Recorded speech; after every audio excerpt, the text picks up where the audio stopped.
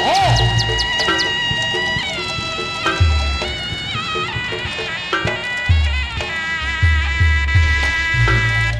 Gebiar seni budaya tradisional.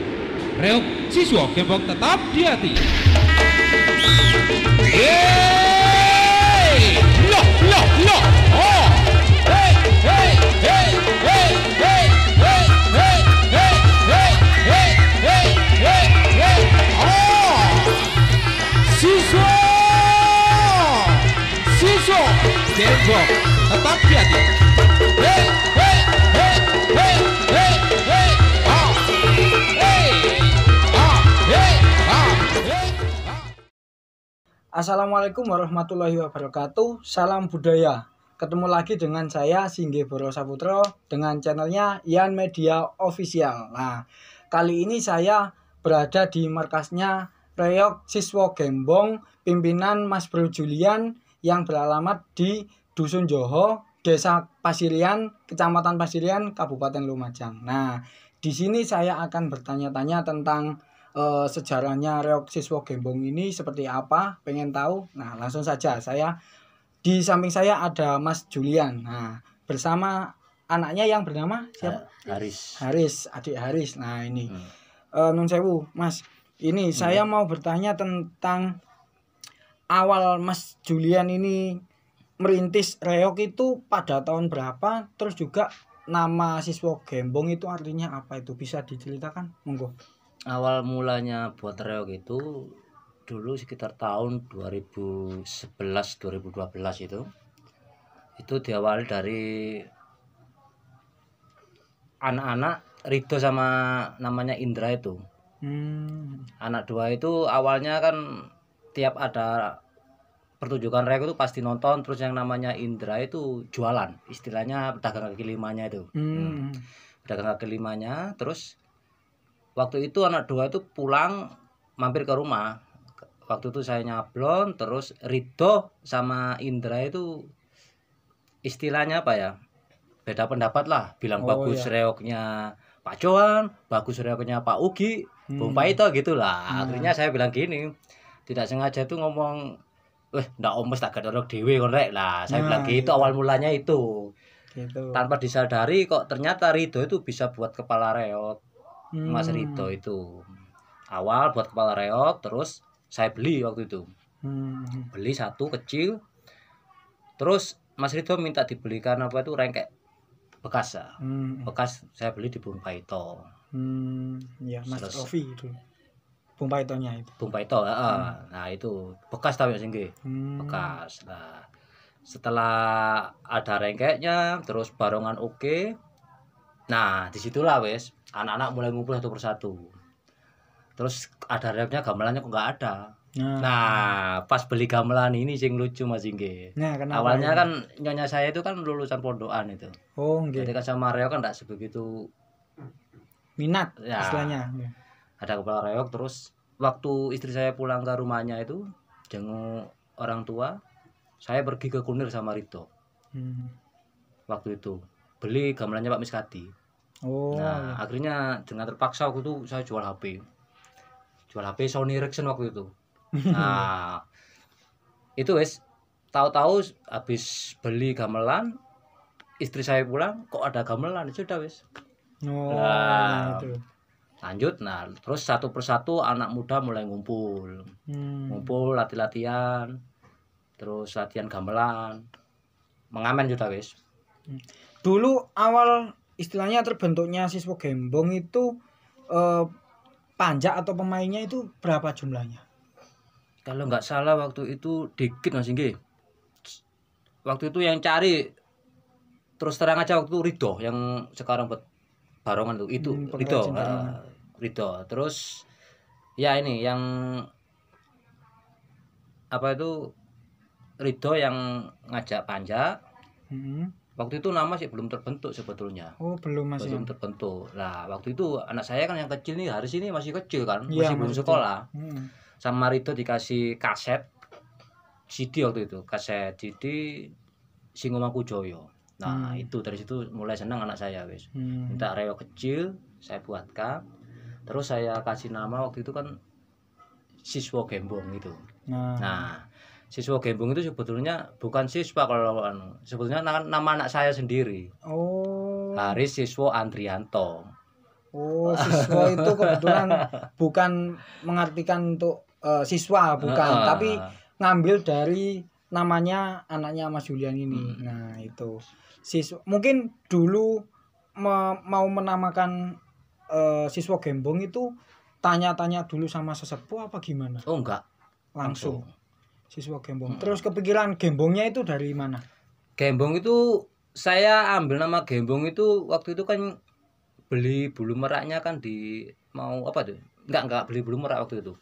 Memang seneng sama Gembong Pawono tuh yang paling terkenal kan. Oh Nah, iya. Gembong Pawono terus kok waktu itu mau beli bulu merak kan waktu ngamen kan nggak ada bulunya Mas Inggih. Cuma sedotan itu aja kan.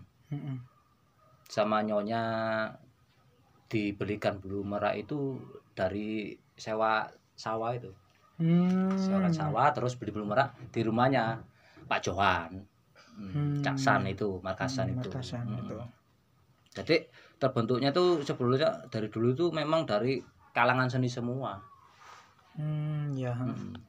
Jadi terbentuklah nama siswa gembong itu gitu. Tadi. Nah, mungkin untuk ini saya mau bertanya sama adik Haris ini. Nah, adik Haris dulu terjun sama ayah ini yang mulai terbentuknya siswa gembong dulu ya. Nah, itu sebelum sekolah itu diajari apa sama ayah?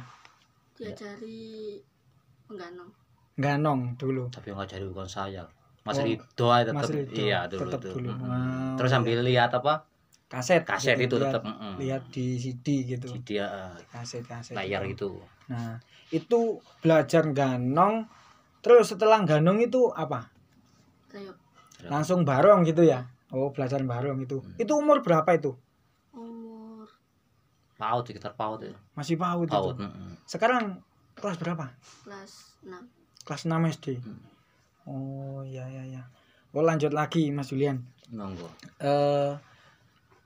Mungkin selama mendirikan Reog Siswa Gembong ini mungkin ada cerita suka dukanya itu apa?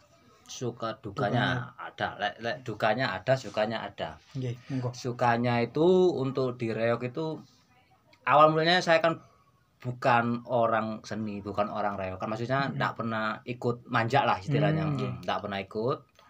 Murni memang bikin terus untuk anak-anak muda itu. Suka dukanya itu satu persatu banyak saudara Mas ini. Awalnya enggak teman enggak sebegitu luas. Jadi banyak kerukunan, guyub rukun gitu, banyak temennya gitu, teman-teman seniman gitu. Untuk gitu. Dukanya itu kalau manditer itu pernah nggak dibayar sama sekali pernah. Jadi kan otomatis untuk anak buah nggak bisa ngasih uang transport. Mungkin kalau untuk yang ngasih itu untuk artis sama musisi sama mobil itu, yang lainnya nggak bisa ngasih. Nah itu nggak 1 kali 2 kali gitu nggak pernah. Pasti itu. Cuman kalau untuk sekarang nggak ada wis, orang seperti itu nggak ada. Ya alhamdulillah itu. Nah, dulu awal merintis Siswa Gembong itu kan sekarang non sewu kan sudah alhamdulillah sudah mempunyai banyak dadak merak ini ya. Iya. Dulu itu merintis mempunyai dadak berapa? Kalau untuk pertama itu mulai pengamen itu ya. Kalau pengamen itu 1 dulu. Satu yang beli sendiri, terus yang kedua itu dikasih sama Pak Miskadi. Itu Juragan Reog. Kunir. Ya, Kunir itu. Terus keduanya lagi dikasih lagi sama Pak Miskadi yang bekas. Nah, Mas, selanjutnya mungkin non sewu kan selama ada pandemi ini mungkin ada keluh kesahnya di Reog Siswa Gembong ini apa, Mas? Monggo. Kalau untuk keluh kesahnya itu otomatis kan pertama kan job banyak yang batal Mas Inggih. Nah, job banyak yang batal. Terus corona ini berhentinya pastinya kapan kan nggak tahu kita. Nah, satu itu. Terus untuk peraturan kan berganti-ganti. Kalau untuk orang seni sebetulnya itu kalau untuk masa penontonnya itu untuk kalangan itu enggak sebegitu banyak seperti konser itu Iya. sebetulnya. Mungkin untuk daerah tertentu saja mungkin. Iya. Masih bisa diantisipasi. Itu keluh kesahnya cuma di situ Mas nggih. Kalau untuk dibilang apa ya, mengundang orang banyak kan ya terlalu Iya. signifikan lah. Kecuali kan kalau konser itu mungkin bisa ratusan atau ribuan mungkin. Kalau untuk diterop enggak mungkin sebetulnya. Nah, Tapi itu kita mungkin. kan harus bagaimana lagi kan harus mematuhi peraturan. Iya. Nah, oke lah. Terus untuk keluh kesah keduanya itu keluh kesahnya itu kita ini kan bikin reok itu kan pasti butuh modal besar kan Mas. Pertama kan kalau kita ndak pinjam di bank ya mungkin yang punya sawah banyak mungkin ya Iya. dari penghasilan sawah itu juga bisa. Demi menguri-nguri budaya. Nah itu Semangat, saking semangatnya. Tapi berhubung kendala sekarang ada pandemi. Itu kalau di waktu pandemi itu. Terus kalau untuk latihan di sini juga masih terbatas Mas nggih. Nggak bisa bebas gitu. Oh mungkin soalnya dari daerah ini ya. Ini kan Iya. termasuk daerah strategis dekat dari Bisa kecamatan ini, dari bisa. kota lah ini. Itu cuman situ kalau kesannya otomatis kan kayak kendang, kalau tidak sering dipukul kan Mas Inggih tahu sendiri kan. Iya. Nah, nanti berjamur atau gimana suara mungkin berubah itu pasti kalau untuk Iya. kendang itu. Terus terang kalau saya sendiri memang untuk di gamelan nggak bisa Mas Inggih, saya bisa cuma beli gitu aja. Yang penting anak-anak bisa berkreasi gitu Mas Ya Inggih. tetap semangat buat anak-anak gitu. Nah selanjutnya mungkin ada pesan-pesan buat semua seniman, teman-teman Pak Anja atau semua seniman khususnya di bidang reog yang ada di Kabupaten Lumajang dan sekitarnya itu. Monggo. Pesan-pesan ya. Nggih. Ya, semoga untuk seniman reog ya tidak reog saja mungkin Mas Inggih, untuk seniman yang lainnya juga Nggih. tetap rukun, guyub rukun, tetap saling tolong menolong. Nggih. Nah, itu yang penting. Nah, tolong menolong itu penting, terus tetap semangat. Nggih. Walaupun pandemi tetap semangat ya. Semangat. Ora usah sambat.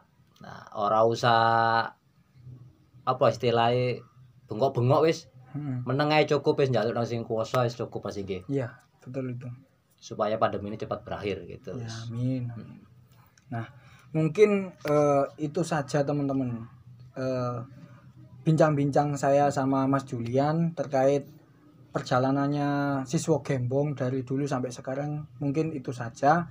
Terima kasih banyak buat teman-teman yang sudah selalu stay di channelnya Yan Media Official. Terima kasih banyak.